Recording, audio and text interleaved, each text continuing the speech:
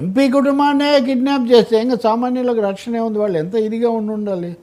లేదు ఈయనకు తెలిసి జరిగి ఉంటే అది మరింత తీవ్రం. అవును కదా. సార్ ఏంటి కమ్యూనిస్టులకు టీడీపీ లోకేష్ క్షమాపణలు ఎలా చూడాలి? దీని మీద చాలామంది ఎక్కువగా ఊహిస్తున్నారు, దాన్ని పెంచుతున్నారు. వాస్తవంగా మొన్న సాయంత్రమే నేను చూడగానే దాన్ని స్వాగతించాను. లోకేష్ సారీ చెప్పడం ఒకటైతే సారీ కామ్రేడ్ అని పెట్టడం ఒకటి, దానికి దారితీసినటువంటి పరిస్థితులు ఏంటి అనేది ఒకటి చూడాలి. దాన్ని ఎంతవరకు చూడాలో అంతవరకు చూడాలి. ఎందుకు చెప్తున్నానంటే కమ్యూనిస్టులను తర్వాత బీజేపీని కూడా రైట్ను లెఫ్ట్ను కూడా చంద్రబాబు నాయుడు మేనేజ్ చేస్తున్నాడు అన్న పద్ధతిలో ఇప్పటికే మన మీడియా సోదరులు అనేక రకాల వ్యాఖ్యానాలు విడుదల చేస్తున్నారు. ఇంకా వైసీపీ సోషల్ మీడియాలో ఒక చోట చూస్తున్నాను నేను, హఠాత్తుగా కమ్యూనిస్టులకు ఇంత ప్రేమ పొంగి పొర్లుతుంది ఏంటి అది ఇదని కూడా వాళ్ళు ప్రేమ పాతమా ఇట్లాంటివని వాళ్ళు అది కూడా పెడుతున్నారు. అసలు అంత ప్రేమ వీళ్ళకి ఎక్కడ కనిపించింది? వీళ్ళ ప్రేమ అన్వేషణ తప్ప అక్కడ అంత ఉందా? చంద్రబాబు నాయుడు పక్క రాజకీయం ప్రభుత్వ అధినేతగా ఆయన పాత్ర అయింది. రెండు కమ్యూనిస్ట్ పార్టీల ప్రతినిధి వర్గాలు సిపిఎం వాళ్ళు ఒకసారి కలిసి ఒక మెమరాండం ఇచ్చారు చాలా రోజుల కిందట, 10 రోజుల కిందట. సిపిఐ వాళ్ళు నారాయణ రామకృష్ణ వీళ్ళందరూ వెళ్ళి కూర్చొని తాపిగా చాలా చర్చ చేసి వచ్చాక వీళ్ళు కొన్ని బయట పెట్టారు. నేను ఆసక్తి గతంలోనే గమనించింది ఏంటంటే లోకేష్ సిపిఎం ప్రతినిధి వర్గం కలిసింది కూడా ఆయన ట్విట్టర్లో ఆ ఫోటోను కూడా ట్యాగ్ చేశారు. తర్వాత మళ్ళీ ఇది కూడా ట్యాగ్ చేశారు. మొన్న మడకశిరకు చంద్రబాబు నాయుడు పర్యటనకు వెళ్ళి పింఛన్లు పంచి అక్కడ ప్రజలను కలుసుకున్న సందర్భంలో సిపిఎం నాయకులను అరెస్ట్ చేశారు. సిపిఎం నాయకులు అలాగే ప్రజా సంఘాల నాయకులను ముందస్తుగా అరెస్ట్ చేస్తే అప్పుడు ఆ పార్టీ కార్యదర్శి శ్రీనివాసరావు ఒక ప్రకటన చేశాడు. చంద్రబాబు వైసీపీ హయాంలో విపరీతంగా అరెస్టులు చేస్తున్నారు, హక్కులు లేవు ఇవన్నీ అంటున్నారు, మీరు చేస్తుంది ఏంటి? మీరు కూడా అరెస్టులు మేమేం పిలిపి ఇవ్వలేదు, మాకే నిరసన కార్యక్రమం లేదు. కార్యక్రమం అరెస్ట్ చేయకూడదు, కానీ కార్యక్రమం లేదు, పిలుపు లేదు, ఎందుకు అరెస్ట్ చేశారు అంటే మీరు అదే బాటలో ప్రయాణిస్తున్నారా, ఇది మంచిది కాదు అని ఖండించారు.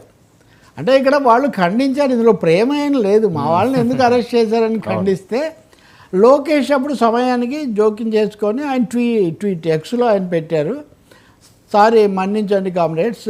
పెద్ద మాట అది, ఒక మంత్రి, అందులో ఇప్పుడు ఆయన ఉన్నటువంటి శక్తివంతమైన స్థానంలో మన్నించండి కామ్రేడ్ అనే మాట అనడం బీజేపీతో స్నేహంలో ఉండి తప్పకుండా దానికి రాజకీయ ప్రాధాన్యత వ్యక్తిగత ప్రాధాన్యత చాలా ఉంది. ఆయన అలా భావించి ఉండాలి. ఎందుకంటే వైసీపీ కాలంలో జరిగిందే ఇప్పుడు కూడా జరుగుతుంది అనే ముద్ర కొనసాగితే మనకు నష్టం. మనం దాన్ని అనేది ఆయన గుర్తించి వెంటనే అయ్యాడు. రెండవది సిపిఎం వాళ్ళు పెట్టారు కాబట్టి ఆయన కామ్రేడ్ అని ఆయన అన్నారు.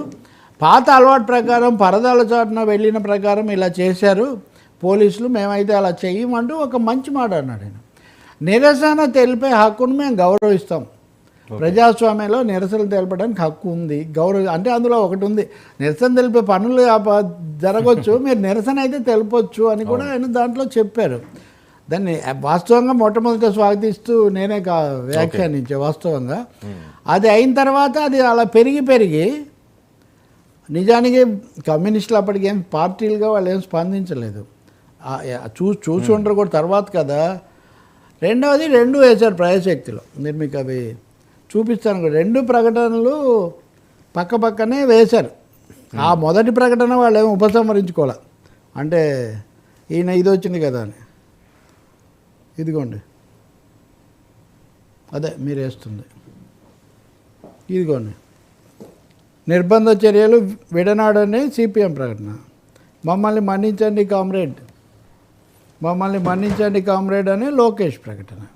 సో రెండు ప్రకటనలు ఇక్కడ ఉన్నాయి. ఇందులో ఇంకా ప్రేమ, ఇందులో ప్రేమలు లేకపోతే విషయాలు ఏమున్నాయండి ఇందులో? సో నేను దీన్ని స్వాగతిస్తూ చెప్తే ఇదిగోండి దీన్ని ప్రేమ పాతం, చాలా క్లియర్ కదా.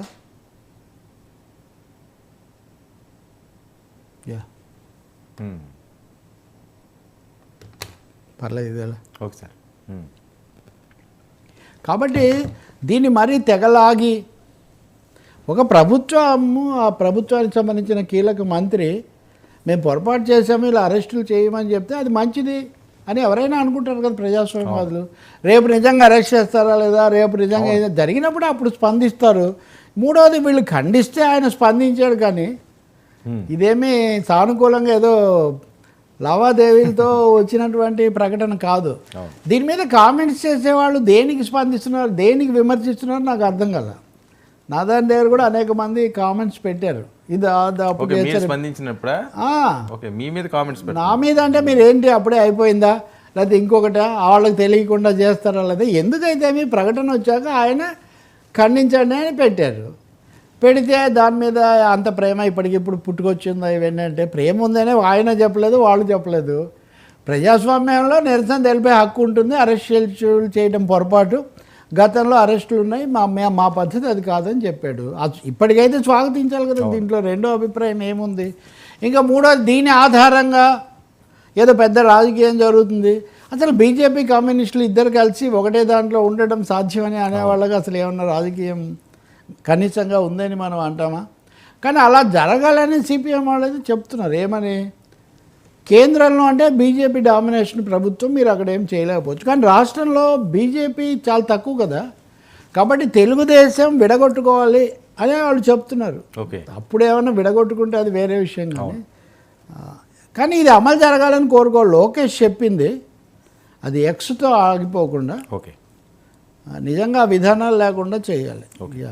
సరే ఏంటి మరొక వైసీపీ వాళ్ళ ఉక్రోషం కూడా తగ్గించుకోవాలి. వైసీపీ వాళ్ళకి అంత ఉక్రోషం ఎందుకండి? సారీ అంటే సారీ చెప్పేదాన్ని కూడా ఎవరైనా తప్పు పడతారా? సారీ చెప్పడంలో కొద్దిగా గొప్ప సర్దుబాటు సంస్కారం మనకు కనిపిస్తాయి. వాటిని స్వాగతించాలి కదా.